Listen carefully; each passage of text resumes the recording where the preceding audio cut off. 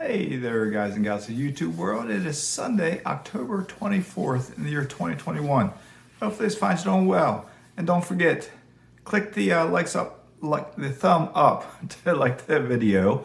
And be sure to comment and please subscribe if you think you like this channel. And what I'm going to talk about today is how you can become financially independent by making conscious decisions, meaning choices, okay? Choices, that's what I'm talking about. But the right choices now can help your future, okay? And if you're young especially, the younger you are, the choices you make now help you even more so. If you're 25, if you're 20, helps you greater. 25 helps, 30, 35, 40, 45, 50, 55, 60, 65, 70. At any age, if you're not financially independent, the choices you make can benefit your future. Now, if you're 70 and you're not financially independent, depending on how long you live, you may not get there by making certain choices, but you may. We all have different circumstances. I can't talk on behalf of everyone because everyone is different. Okay, I'm just going to talk about stories, things that I've done in my life, things I know about, things that would have helped me better if I started them younger, and et cetera, et cetera. Okay? All right. So one thing I've noticed is, and I've mentioned this the other day, I watch a variety of YouTube videos. There are the bigger YouTubers out there who are chasing the views, the likes, et cetera, et cetera. Okay, of course I want more views, I want more likes, but I'm never going to get that big. I don't expect to get that big. If I do get that big, I'm not going to be clamoring to get bigger and bigger and bigger. That's not me. Okay, I'm getting hot. I'm button one little button here. Okay, how do you like my shirt? I'll mention something about this shirt later in the video. All right, but some of the ones, they're just they're doing outlandish things. They're getting very fired up, talking negative about another person, a big name. Just that's their choice. That's a decision they're making to try to blow up their channel, okay? I'm trying to give you good fundamental educational type stories that will help you, the little guy, to become one of the big guys. And my hope is that when you become the bigger guy, stay humble, don't get cocky, remember your roots, remember where you came from, don't talk down about other people, etc., etc., etc. Okay? All right, but some of the bigger YouTubers will also talk about the real estate YouTubers, the real estate ones. They will talk about sometimes, make fun of people, say, oh, you got the FIRE community who talks about saving $5 a day on the latte and saving $2 on this and et cetera, et cetera. And they'll say they're focusing on the little stuff. You got to focus on the big stuff. And then they might talk about moving out of if you own a house, moving out of it to house hack.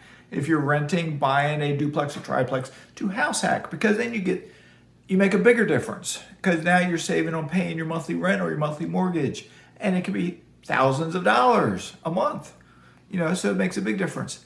But if you're not making a lot of money, like the blue collar workers of the world, okay, and for whatever reason you don't want to house hack, you don't want to buy a duplex or triplex and live in one unit, maybe you got your starter home, maybe you got your home of your dreams and you don't want to sell it and you can't make yourself sell it, but you want to get started investing because no matter what your age are, you haven't started investing yet.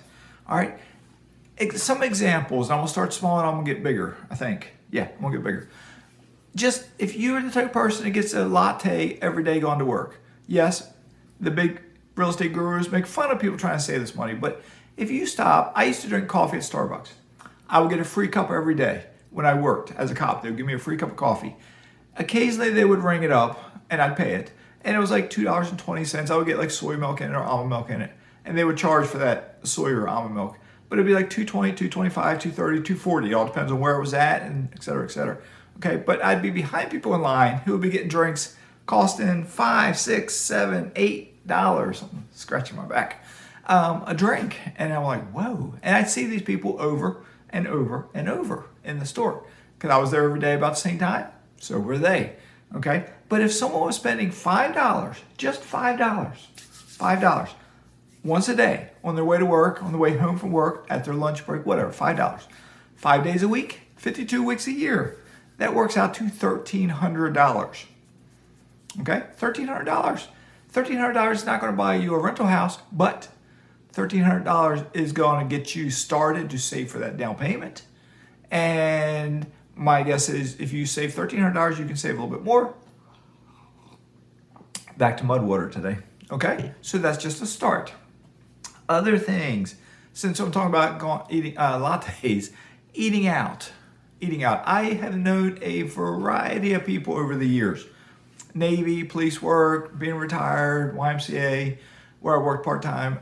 I've seen it over and over and over. People eat out a lot, just a lot. All right, and let's say they're eating a dinner, not just a lunch, but a dinner, and it's a couple, it's two people. If they're going to a sit-down restaurant, they're easily spending $50 to $60, I think. Do you agree? Because if you go to a fast food restaurant for two people, you might spend 15 to 20 sometimes. Because when I was traveling here, I'd stop at fast food traveling, and we might spend $15, and it's like, all we got was like the burger, fries, and a drink. But it's expensive. But we weren't shopping on the dollar menu like I used to have to do. There's a tag back there. I know what it is. So anyway, if they're spending $50 to $60 each time they eat out, and let's say the average twice a week, that would be $100 to $120 a week they spend on eating out. If they did that 52 weeks a year, the savings at the end of the year are $5,200 to $6,240. We're getting bigger. $5,200 to $6,240. So if they were to cut out that eating out and the daily latte, they could be getting up to $6,500 to $7,500. Let's say roughly $6,500 to $7,500. That's almost getting half of what you need to buy a rental property somewhere out in the Midwest. Okay, you're getting almost half there. That's in 1 year, just by two little changes. All right, but then look at the bigger things now. Look at your car. Okay, what kind of car do you drive? Do you have a monthly car payment?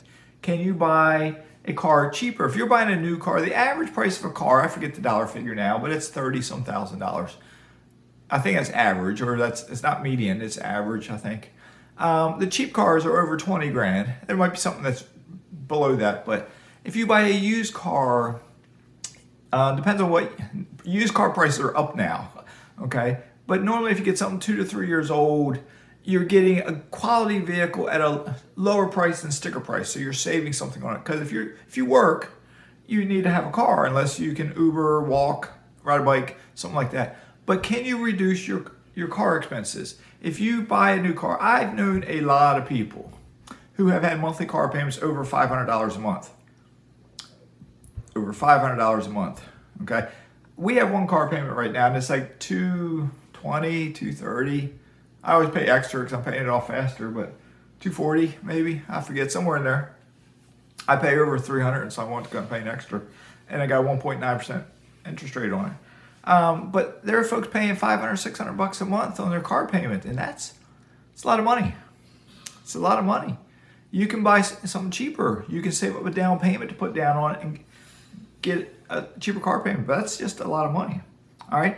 There are other people who buy a used car, but then they fix it up, not mechanically, but cosmetically. I'll give you some examples.